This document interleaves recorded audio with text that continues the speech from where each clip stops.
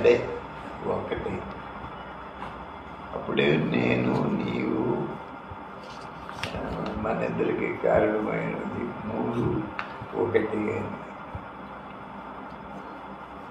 అంటే ఒకటి గురుగారు, నేను అంటే వ్యవహారంలోకి వచ్చేటప్పటికి అంటే కంప్లీట్గా సన్యాసిస్తే పర్వాలేదు, మొత్తము వ్యవహారమే. అదే అక్కడికి వచ్చిన బాధ. వ్యవహార స్థితి ఆధ్యాత్మిక స్థితి రెండు ఉన్నాయనుకోవటం కూడా చెడిపోతుంది వ్యవహారం.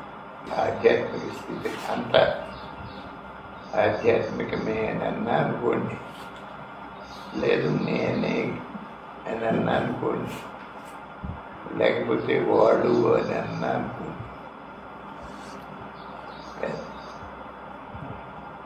ఉన్నది నేనే ఇంకేమి లేదు అంటే జ్ఞానం. ఉన్నది నీవే, నీవు తప్ప ఇంకొకటి లేదు అని అంటే భక్తి. ఉన్నది అతడే, ఇంకెవరు లేరు అంటే కర్మయోగం. ఇప్పుడు కర్మలన్నీ వాడికి అర్పిస్తాం. కర్మలన్నీ నీకు అర్పిస్తే భక్తి యోగం.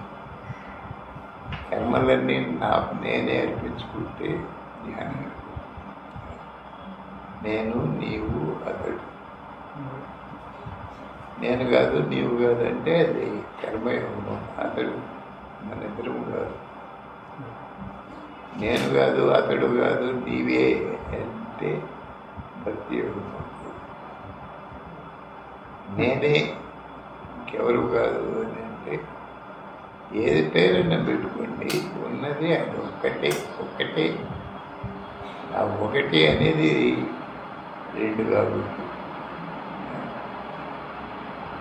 మెచ్చేసాను. అంటే ఇప్పుడు గృహస్థాశ్రమంలో ఉన్నారనుకోండి సార్ గురుగారు. గృహస్థాశ్రమంలో ఉన్నప్పుడు పోషించుకోవాలి భార్య పిల్లల్ని, వ్యాపారాలు చేయాలి. వ్యాపారాలు చేయాలి అన్నప్పుడు అక్కడ వ్యవహారం ఉంటుంది. సపోజ్ నేను ఒక షాప్ నిర్వహిస్తున్నాను. ఒక ఆయన వస్తాడు, ఇంకొక ఆయన వచ్చాడు, బేరం చేస్తాడు.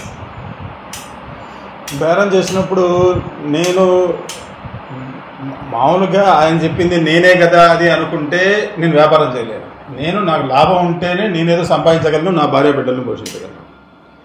అప్పుడు వ్యవహారం చేయాల్సి వస్తుంది కదా గురుగారు. అప్పుడు ఉన్నది నేను. వ్యవహారము అనే పేరు అనేది ఏమిటంటే ఏ పేరైనా పెట్టుకోండి, ఎట్లన్నా భావించండి, కానీ ఉన్నది ఒకటే అని మాత్రం మరవద్దు. అది రెండుగా ఉండండి. ఇప్పుడు మూడు అంటే మూడు ఒక